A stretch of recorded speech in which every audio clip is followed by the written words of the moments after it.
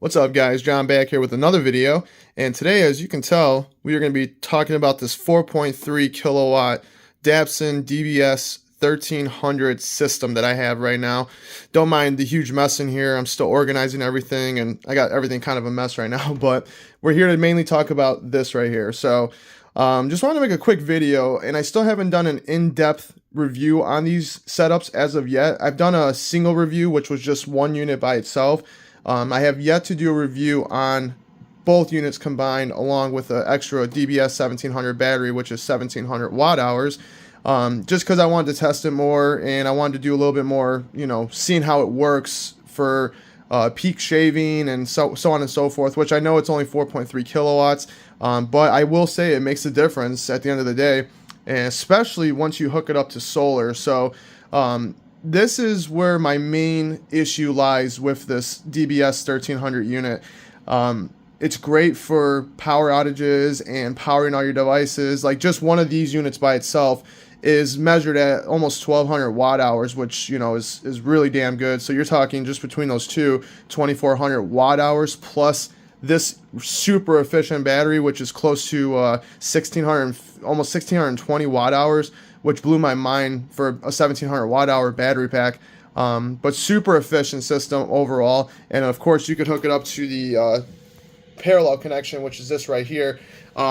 Main reason why I don't have it hooked up to this most of the time is because you cannot hook that up with these two units while also having AC charging connected to the system, which is, I guess it's not meant for an everyday usage type thing, because you need to have this hooked up into the AC outlet, just because its biggest Achilles heel is the solar input, which is 400 watts of solar.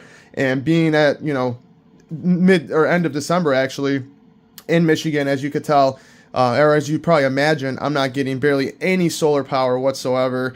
Even while I have a total of 800 watt array, I have pretty much 500 watts on one unit, which I use most of the time with all my main electronics, and then I have another 300 watt set up with the other unit. And on very, very sunny days, I can barely get 250 watts, let's just say. But that being said, it's still, even on a perfect summer day, 400 watts is the maximum I can get out of these units, which, you double that times two, it gives you 800 watts of power from solar, which is not bad. I would have loved to see these units push about at least 500, maybe 600 watts, so you could get 1200 watts of solar into these units. That would be absolutely perfect. But being that the maximum is 800 watts, and that's at 60 volts according to the specs when you look at the manual. Now, I did reach out to a Dabbsson person that works for the company, and he was telling me that I can actually do up to 75 VOC per unit. So I was like, wow, okay, the owner's manual says only 60 VOC, but he said nope, for sure it could be up to 75 VOC. Now I don't know if that owner's manual was the older one, and this is the newer one if you look at the newer ones. Now I thought that was the case. This is actually a newer model. I got this one about 5 months prior to this one. They both say the same thing, 60 VOC, but I have had the system hooked up to a series parallel system, and I've seen upwards of 71 VOC, and it still puts power into it. There's no errors, there's no messages saying, overload, or it's not accepting any charge at all, because it still accepts the charge. So he's probably right, and I'm hoping in the long run he's right. But as far as that, it's just not enough solar power. It's good, but it's not the best scenario. And if anyone's really thinking about using something like this as a home backup or also as a electric bill shaver system, you're probably going to want to look at the 2300 or the other one, which is a 2100, I believe. Those accept a lot more solar power, and you have a lot more endless possibility with those based mainly off the solar power.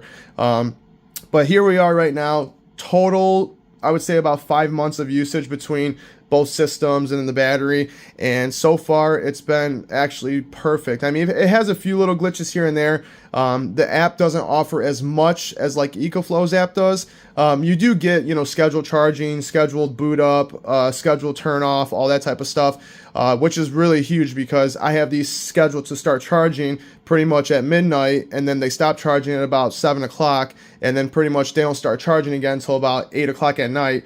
So that's been pretty good because it definitely really saved a good 40-50 bucks off my electric bill, which I was really happy with. So for the most part though, you know, I'm still learning stuff. I'm still figuring out how to tweak these to make it to where it makes the most sense.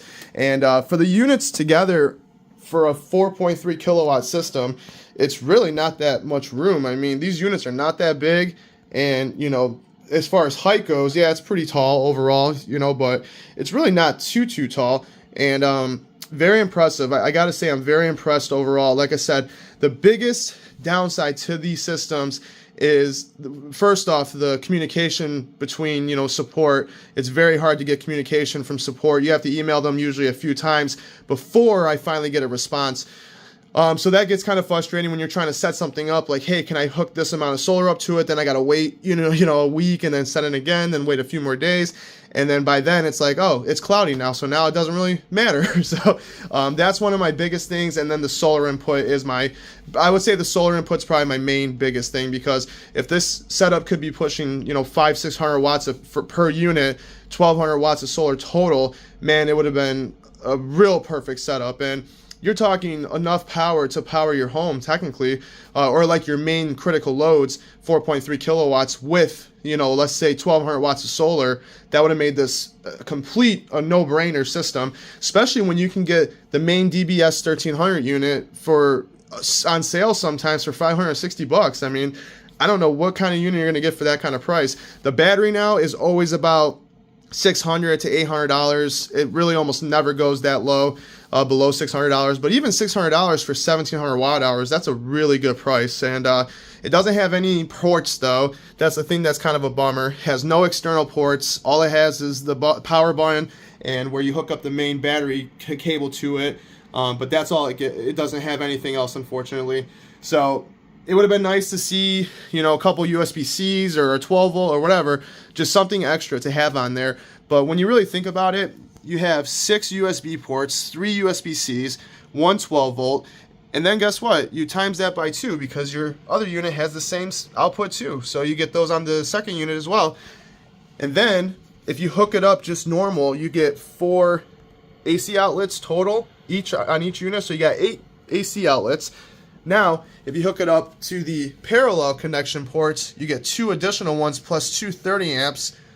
So you're talking, you know, 8, 9, 10 outlets total. So it is a very cool setup. I do like it. I'm very happy with it, I gotta say. And if you're really thinking about getting something and investing a decent chunk of money, this is something to really look into. I've had this, like I said, months and months now, and I've used these every day for the last 2.5 months now.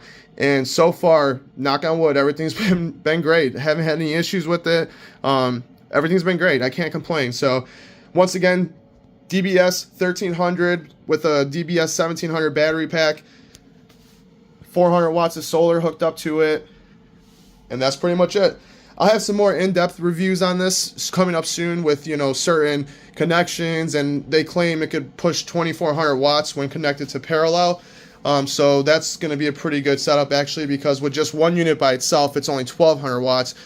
So you're very limited, but if you can hook it up to the parallel connection right down there, they say 2400. I've yet to test that out, so I'll let you guys know when I do, and I'll make a video on it. But that's pretty much it for tonight. Catch you guys on the next one. Peace.